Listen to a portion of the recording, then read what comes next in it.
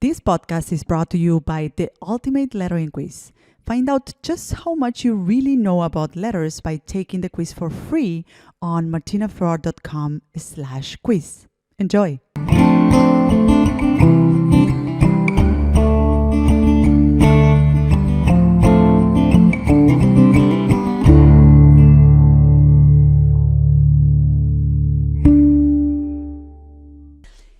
Hello, and welcome to another episode of Open Studio. I'm your host, Martina Flor, and in this show, I have honest conversations with artists, designers, and creatives to uncover their story and the specific tactics they use to build a successful career around their skills and the work they love doing.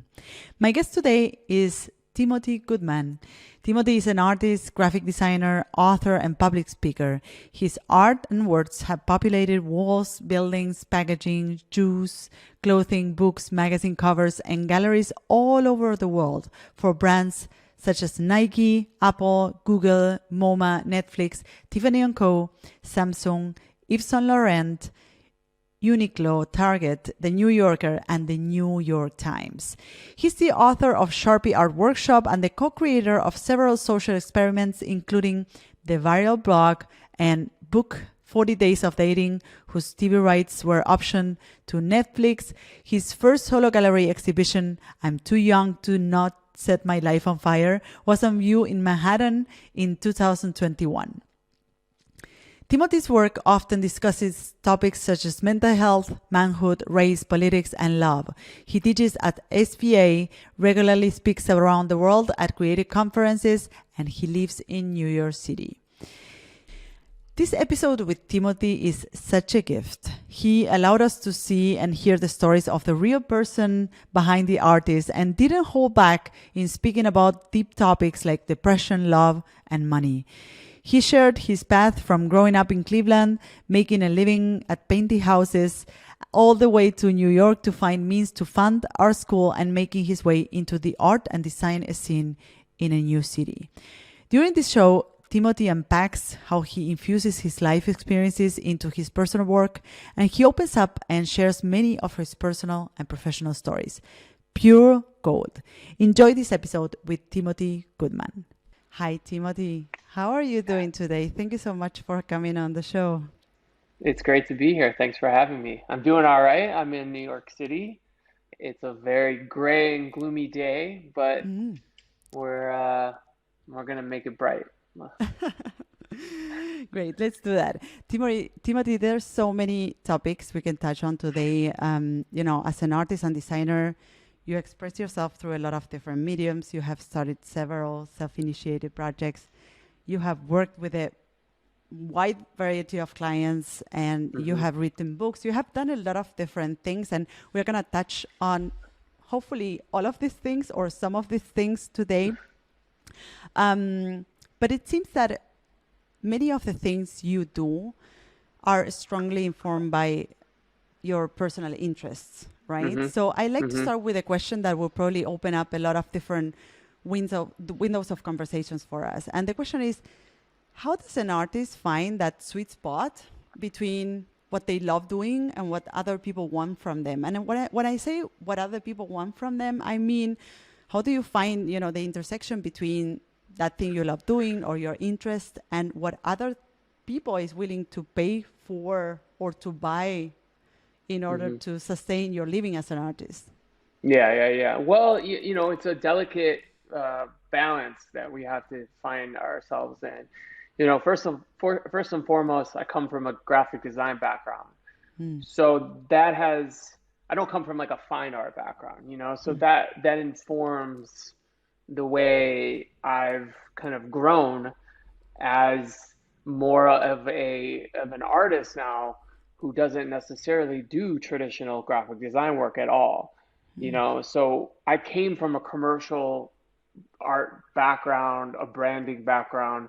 So the way I still approach it is the way I learned.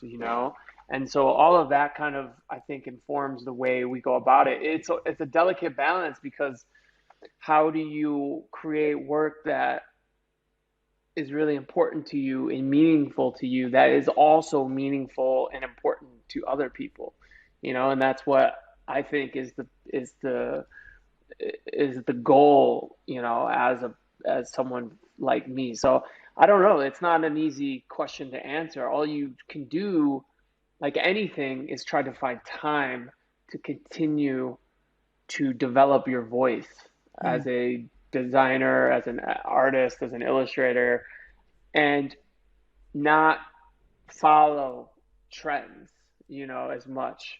And to believe in your voice, to believe that even if you're not, I think of all of this like waves, you know, like sometimes you don't catch the wave if you're surfing, but at some point you will catch a wave and you have to stay on as long as possible and then you'll fall off and then there'll be more waves, you know? And so to stay true to yourself and know that sometimes you're going to be on the wave, sometimes you're going to be off the wave, but as long as you're making work that is meaningful to you, I think that's all that you can ask for.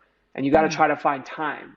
Sometimes early on, especially for young designers, we have to find time we have to make work that pays the rent, pays the bills, and then also try to find time to make the work that we really want to make, you know, mm. and nothing is possible without time. So that time is the ultimate luxury and privilege.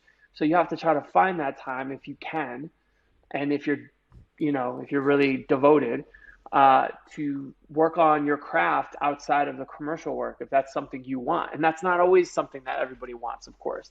Sometimes people just want to cook and go to dance classes and may have a beautiful garden in their backyard, you know? So we can only determine what's important to us, you know? Yes, and I want to ask you later, how do you find, what are your methods to find time? Because there's so many things that happen in life, right? There's so many things that are um, occupying our days. But first, before that, I want to just understand how do you feel, or where do you see the difference between a designer? Because you say that you have this education in design, and this also determines your approach to your practice as an Yeah. artist, right? So, how would you say would be the difference there between a designer and an artist? What do you think is the main difference between those two approaches? I don't know. You know, there's a lot of theories on that. You know, Mm, some people would say a designer is a person who solves problems and an mm, artist is a person who creates problems. I don't necessarily agree with that. I think that, you know, we can use the tools we've picked up and learned as designers and art directors or illustrators, people in the commercial art. We can use the tools that we've garnered through the years mm, and create personal stories out of that, you know, and create yeah. work that is personal to you. It doesn't necessarily, you know, and you can create your own problem and then try to solve it. You know, it doesn't, you can still create self-initiated work, personal work, however you want to define it, um, you know, and go with it. So I don't know what the line is. I also don't think it's that I don't struggle with it. It's not that necessary for me to figure out. And Yeah. I think a lot of creatives should not worry about it as much, you know? Mm, Let someone else define that. You know, we don't, why do we have to define it? We're in here, we're in the arena creating work, you know, and trying to get work out in the world, you know, and I think we forget that, you know, it's like we need to make work for humans, for people, you know. yeah. My greatest joy is that as an artist, as a designer, is to connect to another person emotionally, you Mm, know. How do I continue to connect to people emotionally, to make you feel something, to make you look at your own life, to make you cry, to make you laugh, to make you think about something, you know, to make you want to take a picture of something on a wall or on Instagram or wherever. It's like I want to connect to people, you know, and it, that's all, you know, that's my greatest joy, my greatest goal as an artist or a designer. that sounds like a great purpose, and I can imagine how finding your own voice can help you connect with people better. Just going back to what you said before, that you need to find that time as an artist, as a creative, as a designer, to find your own voice, to find your own way of saying stuff. Hmm. So I want to go back to that for a second and ask you, how do you find that time in your daily life? because I can imagine you're now in your art studio. I can imagine that you have assignments or you do assignments for commercial clients, but you Hmm. continue. I can already see, we can see on your website that you continue doing all these personal projects, writing your books, writing your memoir that we are going to speak about in a minute. But how do you find that time? Do you have a specific way of allocating time for personal work?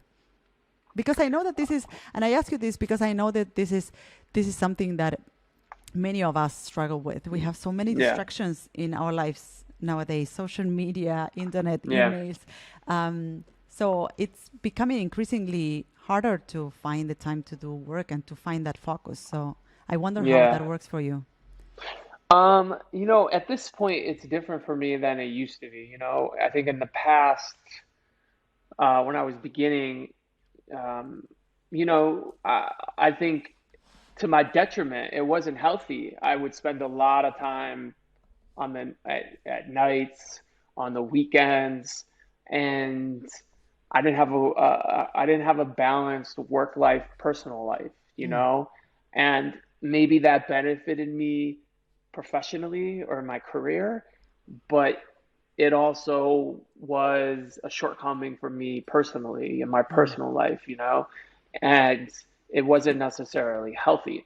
So you can go that route, as a person and let relationships fall to the side and friendships and family and not see people, or you could try to find a more healthy balance, of course. You were Oh, going to say something? what was the impact that that had on your personal life or your health or? Yeah, I think it just I think for a long time I was working to try to prove, people that I knew from back home, to prove them wrong, that I could make it, or to prove people who doubted me, or to prove people when I began my career when I worked at Apple.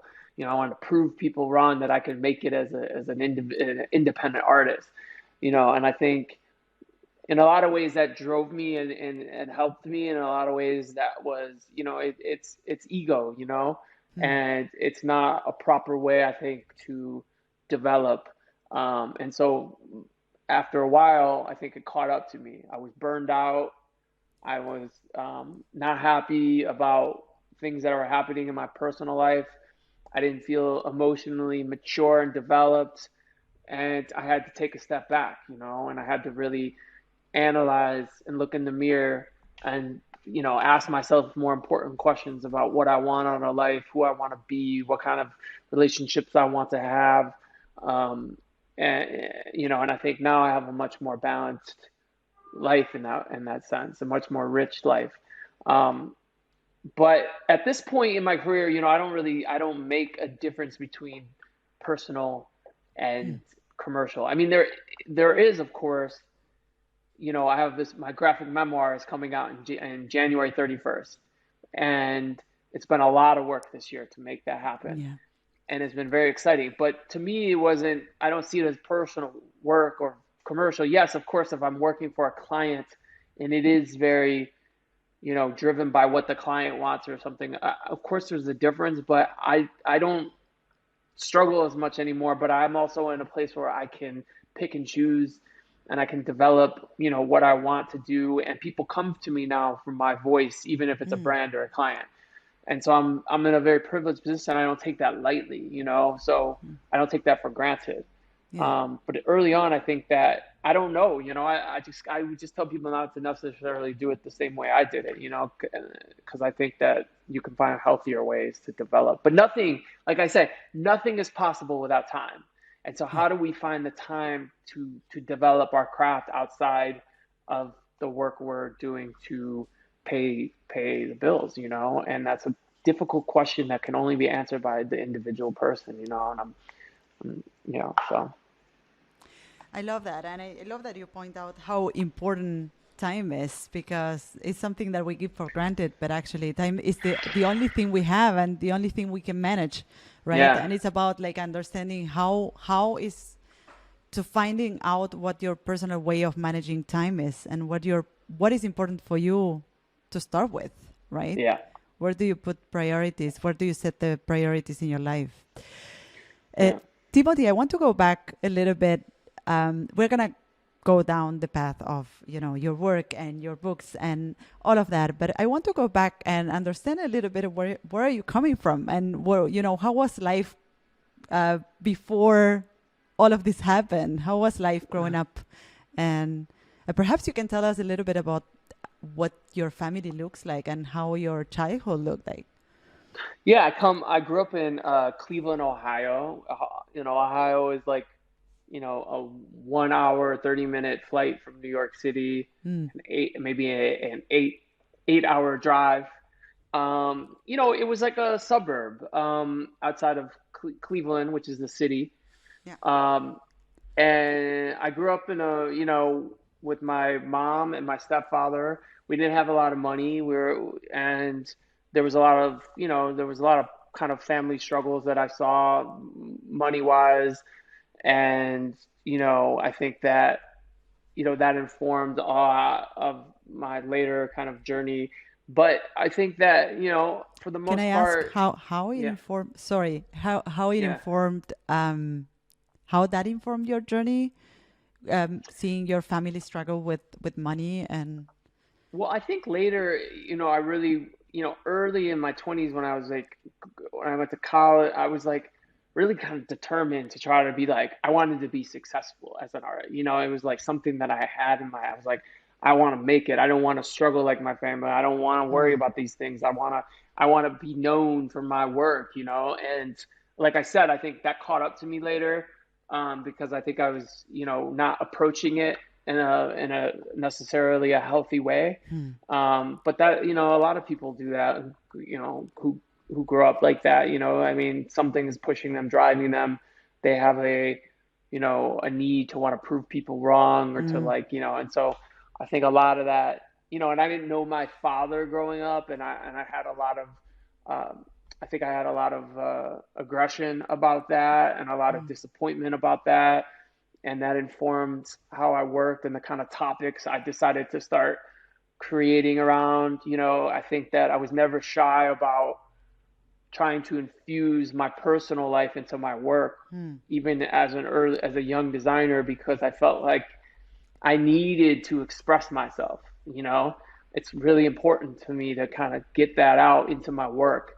Um, I think that's the whole reason why I want to, like, it goes back to like trying to connect to people. I feel lonely a lot in this world, even though I can be in a great relationship, a romantic relationship. I can have a lot of great things in my life. I feel existentially like lonely, mm. and I want to make work to connect to other people, other lonely people, so that we can all feel less alone in this. We can all feel like, oh, like me, I'm the same. I feel the same way, or that's happened to me, or just to enlighten people in their own lives. Mm. And so all of that from my childhood is still with me in a lot of ways, and why I kind of, approach certain things, and why I'm so important in mental health, and and manhood and masculinity and toxic masculinity and therapy. And you know I didn't see that growing up. We didn't talk about those things in my Mm. family or in my neighborhood or in my community. And you were taught as a boy in Cleveland, Ohio, in America, to you know that crying is weak, and you can't be vulnerable, and you can't share your feelings, and you can't Yeah. in therapy, something's wrong with you if you go to therapy. And this and that, or you're a girl if you like this, or you're whatever. And it's like all of that stuff. I I'm interested in continuing to talk about in my work and tear those walls down. Mm. And so all of that has informed me in a lot of ways. And I Yeah, talk and a I. lot about this in my book, a lot about, because I think nothing more than love, a relationship, love and heartbreak is this catalyst for all these traumas that we like, because so much happens when you're with someone. They have direct access. The person you love has direct access to your childhood traumas, your pain, your fears, your insecurities. And so it's this perfect, not perfect, but it's this perfect kind of like little compartment that contains all these things that are inside of us, that are unleashed. And if you don't have the right tools to deal with them, if you're not self-actualized and able to communicate and work on these things and admit your mistakes and want to do better and you know and want to be more self-aware and to love the people around you better and to love yourself better. If you have to find you have to learn and unlearn so many attitudes and behaviors through the years. And so, so And I I don't can know. totally see how that all that is infused in your work, and how you said before, how you infuse your personal life into your work. And also it seems that your work as an artist is a way of processing through the things that happen in your life or didn't happen in your life or you didn't learn in your life. Yeah. And it's a way of rebelling against those or asking questions. But I wonder, the work you do is oftentimes so intimate and so tightly connected with who you are, like, and with your Hmm. opinions. Like, you touch on politics, on mental health, as you said, manhood, race, love. And I can imagine that it might become increasingly hard to disconnect and detach from work from time to time. I Mm. know it happens to me. I mean, I do work that is so tightly connected with who I am and with my purpose that it oftentimes happens to me that it's hard for me to just disconnect from work because I continue thinking about the people I work with, and Hmm. the students I work with, right? So I wonder how that is for you and how do you manage that in your life? It's always a struggle. There's no easy way, Mm. each of us have to find find ways to shut down and shut things off. Mm. Certainly social media makes it very difficult, to be able to escape being online and escape that constant scroll, and Yeah. I don't know. I'm always struggling with it, Sometimes you have to just really be aggressive about taking steps to, shut down. You know, I don't know. As I've gotten older, I've gotten better about it, Mm. I think that I can, at night, okay, I've put in a full day. I feel, I know what I need to do tomorrow. And it's like, luckily I have a wonderful partner in life and beautiful, incredible girlfriend who I want to spend time with at night and eat Yeah. dinner and, you know, read books and watch TV shows with and all of that. So, um, I think there's different seasons for everybody in life. Sometimes there's going to be moments where you're very inspired and you want to constantly be working and you feel really, motivated. And then there's going to be times where, but the time just have to remember that we're not machines, and Mm. we have to just find these moments where we have to be okay with letting it go, and Mm. we have to give ourselves permission to, walk away and live our lives. No, I'll tell you this, in order to be in a, I think, in order to be in a, a good artist, a good designer, Mm. I think you have to have had a lived in interesting life and experiences. And so in order to have perspective, in order to have opinions in your work, Mm. and you can't have these unless you're out there living your life, Yeah. and Yeah.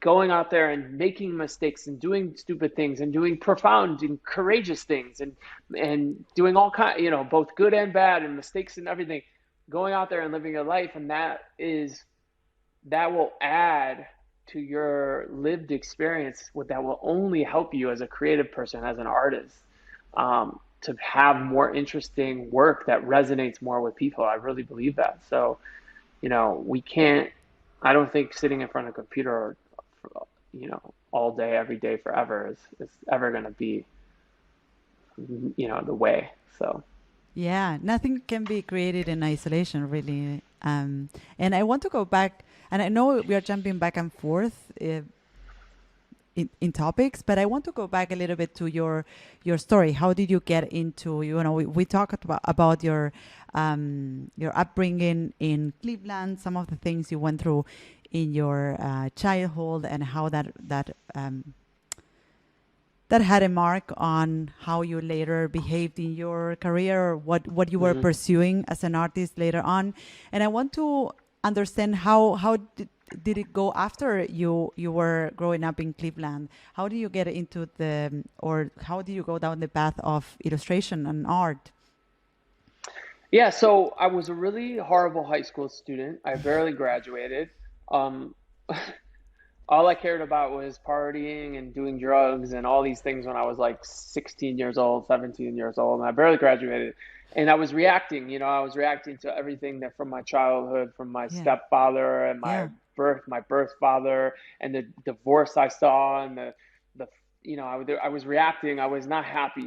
I look back now and I was really depressed, and I didn't know that at the time. yeah. I didn't have the language to talk about it or the Mm. self-awareness to be able to, but I was abusing a lot of things in my life. And so I couldn't go to college. And so I started painting. I was painting houses for a man. And I painted houses, really beautiful homes in Cleveland. We would paint these homes. And I was a laborman. I was hauling wallpaper glue and buckets of paint for people, and doing, tearing down wallpaper and all these things. And we I did that for several years, and in that time I thought maybe we were working on these beautiful houses. I thought maybe I wanted to be an interior designer, Mm. and I started taking classes at it in the United States. There's something called community college.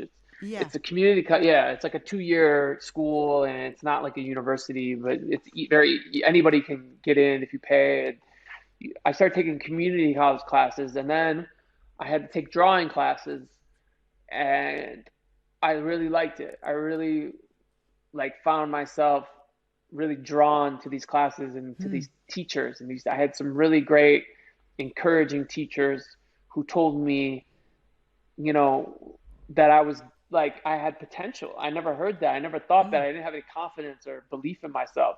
And suddenly these teachers saw potential, and they saw how, kind of passionate I was about it. And they saw the expression I had through the work, Mm.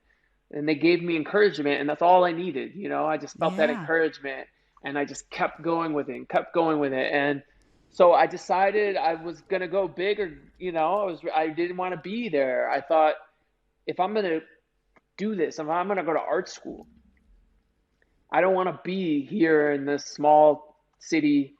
I just felt like, if I'm gonna do this, first of all, I had no money, so I didn't know how I was gonna pay for it.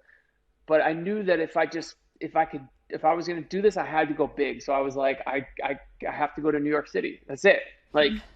There's just no other answer for me. I How old thought were you? maybe, How old were you then? I don't know, I was 22 or something. Hmm. So I was like, and then my favorite artist to this day is an artist named Red Grooms. He's from like the 60s and 70s, and he did all these incredible paintings about New York. And I heard this story about how he came from a small town too, and one day he was just eating a donut at a bakery, and he just decided, I need to go to New York City, and that's where I'm going to be an artist. And I read that, and I decided then that I needed to go to New York City and be an artist. And so I made all the necessary requirements. I figured out how to get my all my credits transferred, and Mm. I applied to Pratt, I applied to Parsons, and I applied to School of Visual Arts, SVA. Yeah. And I got into Parsons, and I got into SVA, and I came here for one day. I drove here 8 hours. I saw the city for the first time ever, and I went to go look at the schools. And the moment I went to SVA, I knew I had to be there. So I figured out everything I needed to do, and I planned for like a year and a half. And in that time, I had to figure out how I was going to go to school, how I was going to pay for it, because I had no money, and my family, no one could help me. And so I bought this book Um, it's called How to Go to College for Almost Free. And I bought this book, and it's cheesy, but I read this entire book, and it taught me, it, ta- it explained how to win scholarships to get Mm, money to go to school. But and and so but what it really taught me how to do is write about myself. I had because in order to win a scholarship, you have to explain your story. You have to explain why you deserve the money, mm. why your story is important, why you are going to succeed. And so I over the course of a year applied to 100 different scholarships. It also teaches you how to find scholarships in Yeah. different places in communities and all this kind of stuff. There's even a scholarship for tall people. Like you can find these things. And so You got that one because you're pretty tall. I did. You No, I got that one. Yeah. And so I applied to over 100 scholarships and I won 10 of them. Oh my Um, God. so, and then I was able to start. I still needed to figure out other ways to afford school, but I had enough to at least go for the first year. And I did it. And it was very scary and exciting. And I went to SVA and went to school for graphic design. And yeah, that's kind of how like it all started. That's amazing. That's a great story. And so you when you moved to New York, how was that? Because a lot of people that I interview in the podcast, I normally ask them why did they decide to move to another city because many of the artists I happen to interview in the podcast, they either relocated cities or they moved to a city for a while or they moved to New York Yeah. or they went overseas for some reason. And I'm Yeah. always interested in the story behind why would you leave your family, friends, the place where you were born or the place you already have formed a life in Yeah. Yeah. to go look for what in other city, right? In your case, it was motivated basically for studying and for because you wanted to join a university, you wanted to study art. But what are the things that came from moving to New York City that you didn't expect to find in that process? Or Well, what for did that do for you? I mean, I can imagine that, of course, that allow you to go to the school you wanted to study in. But besides this, what are the other things that you would say that you are thankful to New York for? Well, it's funny. Sometimes we're born in the wrong cities. You know, sometimes we're born to the wrong parents. I don't know. Like Yeah, yeah. sometimes. So you got to find your way back home somehow. And I just felt like New York was home. Like I Yeah. knew it. And I've been here for a long time. And I don't think I'll ever leave. I've been here for 16, 17 years. Wow. So it's like. Um, uh, it's been everything for me in my career in so many ways, because uh,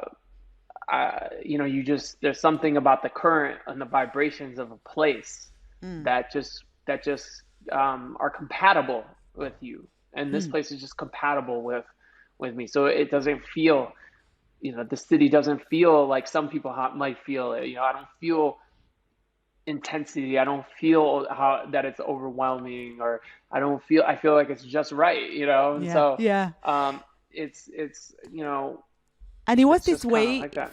from minute one. So it was this way you felt that you were in Pretty vibe with the much. city. Okay. So you Yeah. didn't feel any challenge into adapting to the city and finding your way or Only I just felt scared about making such a big decision mm, in the beginning. mm, I had a moment within the first week or two that I was here when I moved here for school that, oh shit, what have I done? mm, mm. Like how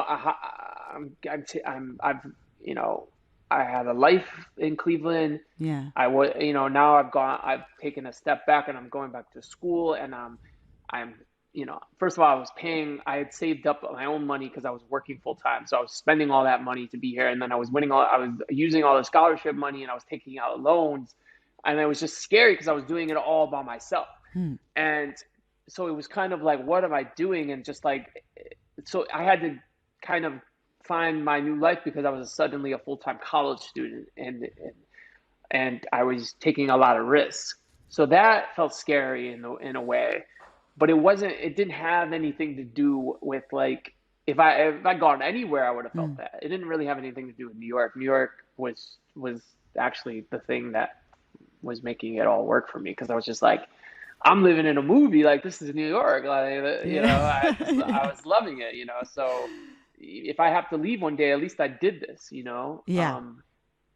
So So and let's now fast. Yeah. this city is everything for me because it's like I have I get so many work opportunities here, and I really wear it on my sleeve with a lot of pride that I'm a New York City artist. Like I make street art. I want to, I try to bring value to, I donate a lot of murals to schools and kids and communities here in New York and Brooklyn and Queens. And so it's really important for me to give back in that sense and I like making work art just for New York, for New Yorkers, Yeah. and so I have a lot of pride in that. So It does seem that New York is aligned with your lifestyle and the way you are and the people you work for. And I want to fast forward a couple of years from the moment you moved to New York and you joined art school in SBA.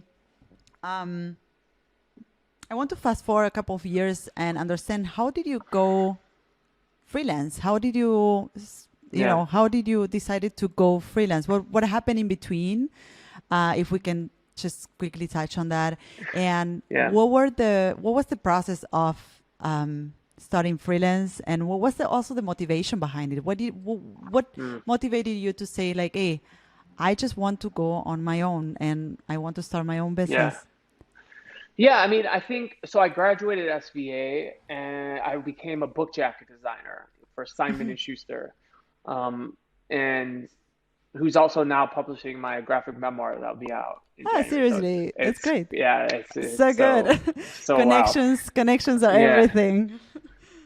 So I was a book jacket designer there, and I was making no money, and I lived an hour away in Brooklyn, and it was it was exciting in a lot of ways. It was Mm, like I for me, all my favorite designers when I was in college were like people who did book jackets, who did these kind of like magazine covers and things like that. And so it felt like there was a novelty to it that was special to me. Um, I spent a year doing book jackets. My art director, John Fulbrook, who when I was working for Simon and Schuster, he left and went to work in branding for yeah. a man named Brian Collins, who Mm, has a firm called Collins. And he took me with him. So suddenly I was in this whole new world of branding and working on big brand identities and all this. And I was only, not even, I think I was like, it wasn't even a year. It was like 8 or 9 months after I graduated. So suddenly I was in this world yeah. and there was a lot of pressure and we worked insane hours and I had to learn certain kinds of programs very quickly and I just worked day and night for this man and it was enthralling. It was just so thrilling for me as such a young Mm, designer and that's all I wanted. I just kind of devoted my whole life to create and so I worked for him for 2 years and then I got a job opportunity to go to California and work for Apple and I was only a couple years 3 years 2.5 years out of school and I went to California. I lived in San Francisco. I worked for Apple in Cupertino, and I did not like it at all. mm. It There were amazing people that I met at Apple. It just wasn't the right place for me. Yeah. So In which it way? Can I ask in which yeah, way? it was just very corporate. Mm. I didn't want to. So I also did my first mural at this moment. Ah, really? So Okay, so in Apple or like in the offices or what? no, not for Apple. Just I did it okay. just freelance. Okay. I did my first mural. I did it for free. Mm. I know we're not supposed to we're not supposed to, talk about doing things for free, but I did it for free because I really felt like it was a great opportunity to do something like that. And I had never felt so much doing this mural. I felt mentally, emotionally, physically, like stimulated. It was so.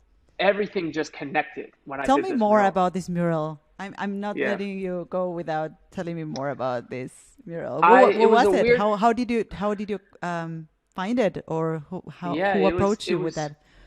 it happened so quickly. I won a Young Guns award, you know, Young Guns, Oh Art yeah, Directors yeah. Club. Yeah.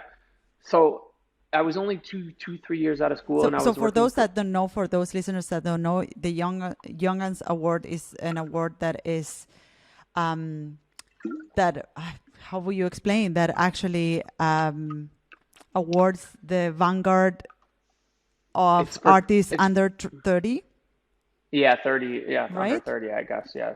Yeah. Um, yeah, so I won a Young Guns award. I don't even know how it was a wild thing that I won it. And at some point they had an open call for Ace Hotel is a hotel here in America, in the United States, and they wanted someone to do a mural in one of the rooms. Yeah. And they contacted the Young Guns, and someone there, I think, gave them a couple different names. And they reached out to me and they said, "What would you do if you wanted to do a mural?" I got really excited. I did this whole sketch Yeah. and they loved it. And then I went and did it. And I locked myself in this room for 3 days and I did this mural with a paint marker. I didn't know why I picked a paint marker. It just felt like, And you stick to ah, it forever, essentially, I or know. not? Now I have whole jars of paint markers. Yes. Um, uh, but I didn't know why I picked the paint marker. I just felt like easy, you know. I just felt like, Yeah. well, I don't know how to do a mural. I'll just draw with this marker. It's thick. It's like, okay. But it took me 3 days to do this mural. Something now that would take me maybe 6 hours. Yeah. And I was crying doing this mural. Like I didn't know if it was good. I felt just so overwhelmed, but I couldn't stop. I just felt like, I don't know. When I finished the mural, I just felt like this feeling Hmm. that was just came over me that was so overwhelming that how I asked myself a question. I said, I feel so stimulated doing this mural. I feel like I've really, for the first time, created something that's inherently me, you know, and the way I see the world and and it was editorial, like kind of the work. And I said, well, I love this feeling right now. Hmm. How do I find this feeling for the rest of my life? Yeah. I Is want that more. possible? Yeah. So, but then I took this job to go to Apple. So then I was working in Apple, and I was not, you know, Apple's Apple. I could get my teeth fixed, and my mom could tell her friends what I do for a living finally, and I would get a little stock and all these things, but I was just like, why am I here? This Yeah. doesn't feel right. And I was running home every day to do freelance work. I started trying to get freelance work. I was doing book Mm. jackets. I was doing illustrations for magazines, New York Times. Like I was trying to find all this free. I was doing anything I could to get my voice out in the world. That was the most Mm. important thing to me as a young designer. I just wanted to find my voice and project my voice into the world through my art any way I could, through any medium. Mm. And I was doing all this while I was working at Apple, and and it was just constant kind of like battle and struggle internally. And eventually, after 15 months there, I realized that I could at least pay my rent with the freelance I was making. Mm. And so I decided that was enough for me to take, and I was saving my money. I didn't spend my money on anything. From the time I started working in book jackets, when I was making $20,000 a year and I had to share a bedroom with my best friend in Brooklyn, deep in Brooklyn, Crown Heights, we I was saving my money all the way to Apple. I never bought furniture. I never went on a trip. I didn't do anything. All because I was waiting for this moment to Mm. put. I just knew at some point while I was in branding and at Apple, I realized this is not for me. Like Mm. I if I can have any say in this, if I can really go after this, I'm going to try because I know I'm not this kind of a designer. I'm not a person who wants to make brand identities and talk about art direction and all these things. It just felt like there was something else calling me. Yeah. and I wasn't looking down on any of that, you know, like it wasn't about a judgment. It was just for me, I knew it didn't feel right. Um, and yeah, so I quit. I realized I could pay my rent, and I quit my job at Apple, and I got the hell out of San Francisco because I didn't like San Francisco either. Yeah. You know, it just didn't feel like it didn't feel culturally the right place for me. It didn't feel like they really, you know, it's a tech place. It's not for it wasn't for artists, you Mm. know, for me, the way I saw it, you Yeah. know, and I missed New York terribly, and I got back here, and I'm working Mm. from Star Wars, and that was 10 years ago. So you went freelance. You had been doing work for freelance clients on the side. Did you continue doing work for those clients? Where did you have some jobs secured, or did you start, you know, doing client outreach? How were the first months All of it. freelancing? Okay. I still do client outreach. We should always Yeah. be doing client, like I'm not too Yes. good for anything. I'm constantly trying to, you know, reach out. I'm constantly trying. I make MailChimps to keep people updated on the work I'm doing. I'm constantly reaching out to new people that I would want to work with, just saying, "Hi, I'm alive. This is the Yeah. kind of work I do," you know. And I really just tell young people to always be doing that, you know. And I was I was doing that like a full-time job back then. I would work during the day, and then at night or whenever I could find time, I was finding emails to different kinds of companies in different places, and I was sending them emails, sharing work, sharing myself, and keeping it short, and you know, and just doing that, you know, Tell me and more constantly about using this. social media. Tell me more about this because this is something we often discuss with my students and the members of my coaching program. It's something that is really challenging for many of us to do client outreach. We don't know how Yeah. to do it. We don't know how to stay top of mind with our I don't know how clients. to do it either. You don't know. But You just do what is it. your process? What is your process? What would your client outreach look like? What do you write in that email? How do you select that client first? Mhm. What is your process to do client outreach? Just, I mean, clients that you find that you feel aligned to, you know, brands or clients that you feel that matter to you, that Mm. you know, you know, if you love Nikes and you want to work for Nike, like doing a Nike would be a big thing, or if you like certain kinds of brands or clients, you know, so it's about finding that work, but it's also about being honest with yourself about the kind of work you're creating. Mm. Like, so when I wanted to do editorial illustrations for magazines, Yeah. and I didn't have any of that work in my portfolio, Yeah. I made fake work. Mm. I put things on my website that looked like I could make something for this magazine.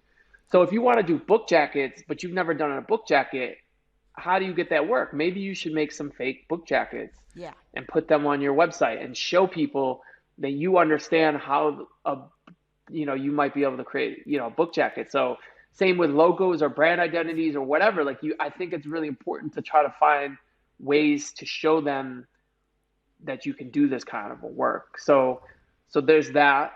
Having a website is very important, I think, in that way, and just being honest and writing emails saying, "Hey, I found your email through so and so. You know, I'm a big fan. I would love to work with you. Here's my work. I think we could do something great. Please keep me in mind if if anything comes up." You know, Mm. it can be that simple, very short. Obviously, you're writing clients, you're reaching out to people. People are very busy. You don't want to write a long email. Yeah. Um, and I think that can be it. You know, you could also, times have changed. You could also DM someone on Instagram with your Instagram profile. Just say, "Hey, love your work. You know, would love, you know, keep me in mind." You know, you never know. If they like your work, they might start following you and keep updated. You know, there's a lot of different ways I think you can do it. Staying current on social media is really important too, of course. I know not everyone loves to do that. It can be hard to put yourself out there, but it's also, you know, it's another avenue. And I think if you can find a way to detach and not identify so much with it, it's okay. People aren't judging you. It's just the work, and just, you know, put it out there, you know, just get it out there because it's only another avenue for your work to be seen. No one can hire you, no one can work with you if they don't know you exist, if they don't know your work exists. So And I would love to touch on social media today. I don't know if we're gonna get to that topic, but before, because I see that you don't only do client outreach, but you also create. You have a pretty entrepreneurial approach to your practice. You have your self-initiated projects, you have your books, so you don't necessarily wait for client assignments to come your way. You also create your own opportunities, and you're about to publish a book titled I always think it's forever, which is your memoir. Is, as it says on your website, a love story set in Paris as told by an unreliable but earnest narrator. I love it. Tell us about it. Tell me a little bit how that book is. What was the inspiration for it? And I'm gonna also pre-order myself, but also mention that there's the opportunity to pre-order the book yeah. right now. So I'm gonna put the link to pre-order the book on our show notes so that people can go buy it already. Yes, please. You can pre-order it now. It will be out January 31st. Yes. Um, yeah, Tell us a little so bit sorry. about the project. Yeah. Yeah, so what was it? 2019, I went to Paris for 6 months, and what's that? I know. I saw it all. I followed it on social media. I was Yeah. like, what's going on right now? So yeah, I went to Paris for 6 months. It was the first time in my life that I really took time for myself. It was like I had gone through a lot of depression in 2018, going back to, things we were talking about earlier, where I felt like, I was working so hard for so long and I lost myself in the face Mm, of all that. So I needed to come back to a place where who am I? What am I interested in? And mm, what kind of work do I want to make? What kind of person am I? Who am I to my family, to my friends, to in a relationship? So I decided to go to Paris because I always wanted to be an artist in Paris after New York. And I always wanted to learn French, yeah. and so I decided to make this decision to go to Paris and take time, so I planned for a couple months so I could go.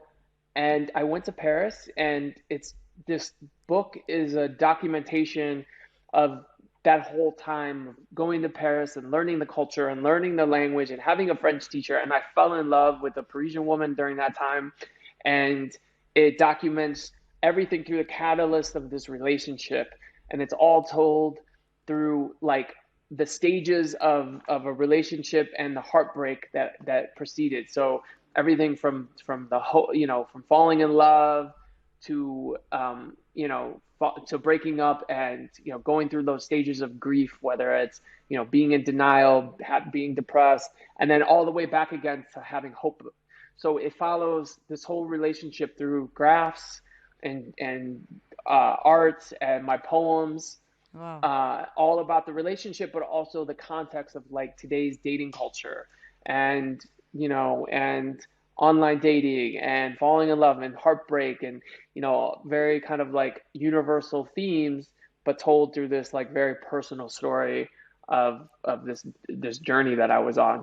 And it's really about finding myself through it Mm, all and showing up for myself and go in therapy and what it means to deal with some of the problems I have, with relationships or depression and all these things. And so, hopefully, and also with manhood and breaking and cutting through our toxic masculinity as men, and kind of going through that whole journey. So, yeah, it's a very personal work that I'm very proud of, and I put a lot of time into it, and I hope people, will dig it. So yeah, and people can pre-order already on tgoodman.com/books. I'm gonna add this mhm. link to the show notes so that everyone can find it. And I think this is because we're running out of time, this is a great way of wrapping up this episode. Before we go on to some questions from the audience, but also I think it's, your book is such a great example of, how your own voice and your own interest as an artist can still be, become a product and can be, a something that you put out in the world, and also allows you to make a living as an artist, right? So Yeah. um, I really think that this is a great message for every artist out there, that you not necessarily need to, do work for clients. You can do work for clients if you want, but you can stay true to your voice and still, be able to sustain yourself as an artist. Yeah, I Um, mean, I have been writing uh, these sort of poems and posting them on my Instagram for years, you know, and that has nothing to do with client work. It's just been something that I love to do, yeah. and I think I'm good at, and people seem to resonate with them. So I've been posting them for years, and it has led to all sorts of opportunities, art shows and things like this book and all kinds of things. And so, you know, you have to find your own niche and your own voice, and then you also have to put it out in the world. Yeah. Yeah, and I want to touch shortly on social media while we give time to the people in the audience to come up with their questions if they have one. And you can just raise your hand or say something on the chat, and I will bring you on the conversation. Just if you have a question, just write it down on the chat, and I will invite you on the conversation, or I will just ask team here the question that you have. But before we do that, and while I give time to the audience to think of their questions and the things they want to ask you, I want to touch shortly on social media because you have a big social media following, but you also, I feel that you're one of those artists that really use, or I don't want to say use, but really use social media as a tool to, and correct me if I'm wrong, but as a tool Hmm. to, to share their work, but also as a tool to inform their work. I feel Yeah. that many of the things that you share on social media and resonated were then later used to create prints for your online shop, or to create books, or to create more content. So I want to ask you a little bit about how this process has been for you. How do you use social media today, and how that has changed throughout time? How your approach to social media was before, and how it is nowadays? Yeah, I mean, I think social media, I think at times it can get really difficult, and it can be very stale, and there can be a lot of expectations, and all of us are constantly fighting this algorithm, and there's all this like tension and um, fear and Yeah. insecurity around social media, of course, especially as artists. But it's been important for me though over the last like 4 or 5 years to really use social media as not just a platform to share my work, but also to, you know, bring community together. I do giveaways a lot on my social media, whether it's prints or different things I do with brands like products. I'm constantly trying to do things like that.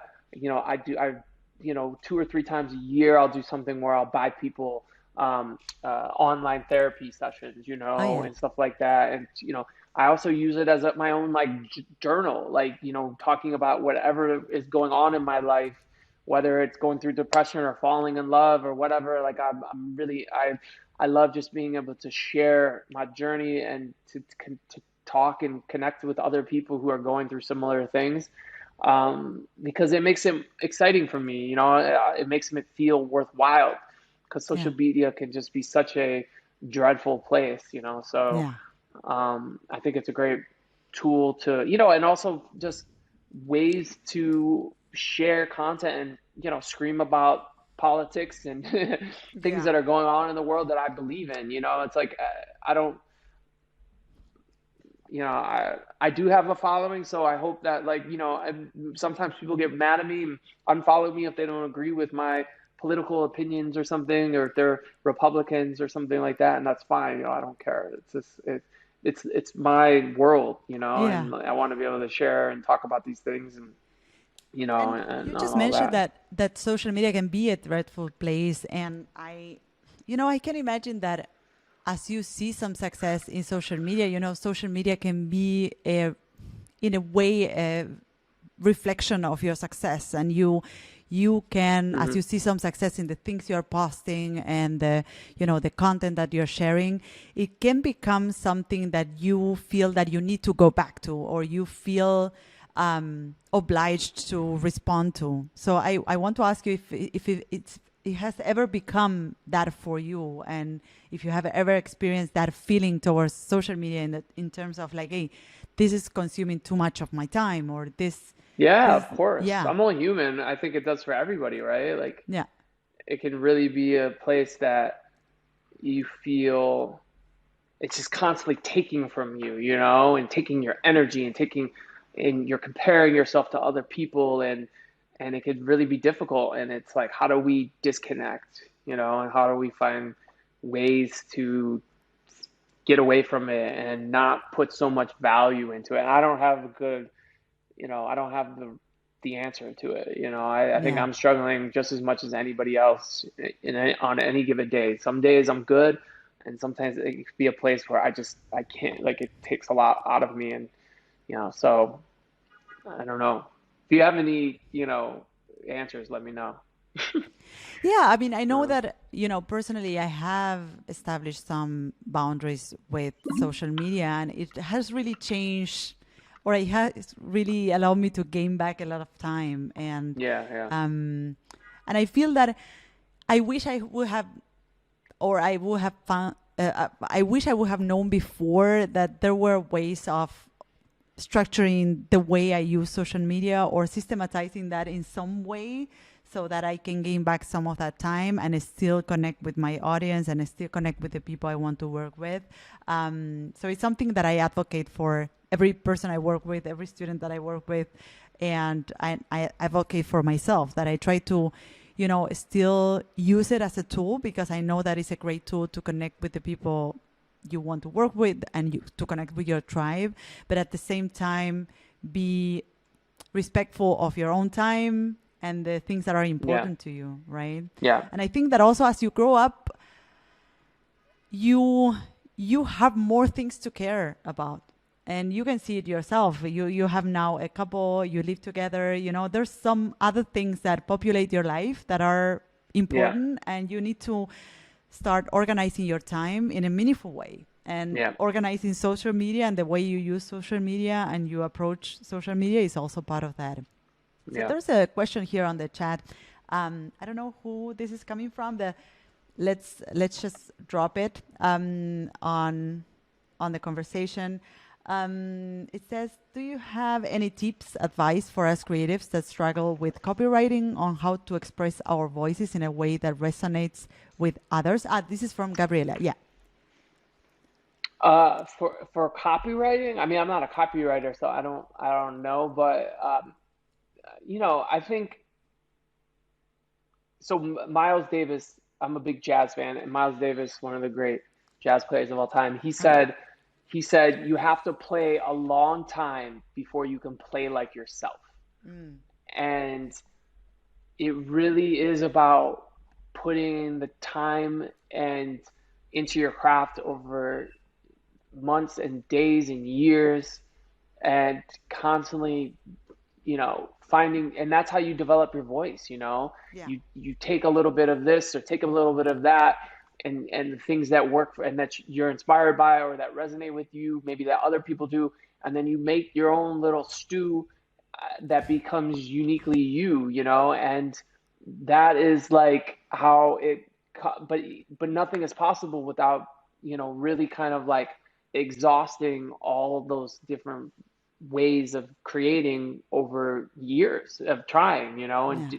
however. So I think that's how one person develops their voice. It's really about that effort, and then you find a place where what connects to you, but also you see resonates with other people, and that's that sweet spot. Because that's because not if it's not resonating with people, then I think that I mean, if it's resonating with you and you want to keep making it, that's important. But I think there's this sweet spot of like seeing how it connects to other people, and it also connects to you is like that place you want to find. So, but no, that's possible. Without trying, just really exhausting those possibilities.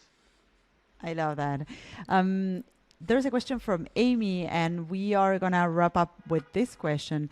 Yeah. Amy wants to know a little bit about the process around writing your book. Like, when you got back from Paris, did you know that you wanted to write about it, or what was the instigating, deciding factor in telling your story? Yeah, that's a good So question. What makes a thing in your life strong yeah. enough to talk about it and decide to make a book about it? Well, so I did not know I was going to write a book while I was in Paris. But what I did do while I was in Paris is I kept just part of my journey there. I vowed to keep a journal every day because I hadn't done that in many, many years. So I was constantly writing every day, documenting what happened. And I was also falling in love with this woman while I was there, and I was documenting all of that. And I was writing poems because I always write poems. It's just something I've always done. And sometimes I share those poems on Instagram. So I was just constantly writing and documenting because that's what Yeah. I do. But I didn't have any idea that I would make a book. It was just I was just living my life and just documenting it all. And then it was a year, uh, about trying to think how long, maybe a year and a half after that whole experience.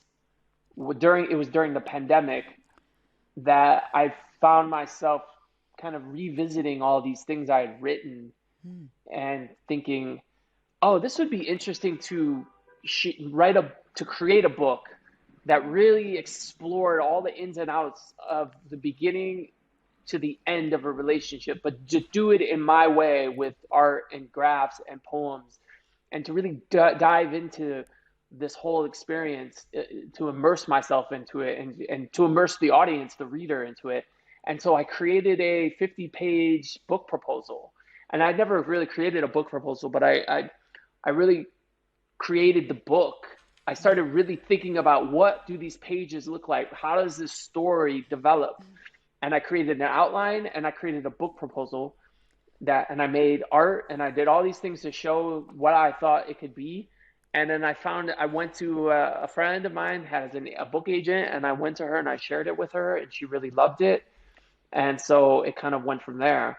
Um, but I really did so much of the work before I ever even knew a book would come. Like I made it took me a long time to make the book proposal, but I felt because I'd share so much on Instagram and people love all the stories I tell and stuff, I felt, well, this could really be something, if I could make it into a book form. So it kind of started from there. Also, I just want to say that this person, Boo Boo Tannenbaum, thank you very much. That's a very nice note. Um, I just made and made a screenshot of that comment so that I can send it to you. uh, And I Thank you. love what you just said, that it all started with just asking a friend and showing your project to a Yeah, friend, and I think that's such an important part of getting anything out there and getting any project published, that you start yeah, speaking about it. Tim, I want to wrap up the podcast, which has been great, and I so much appreciate everything you have yeah. Of shared course. throughout Thank you for having the me. show.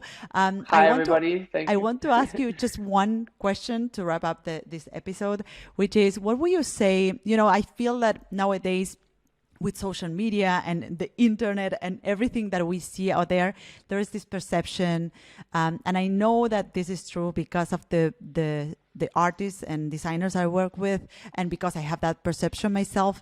But we have the perception that there's just too many people out there, just too many artists, too many designers out there Hmm. trying to find their way. So I want to ask you, what would you say?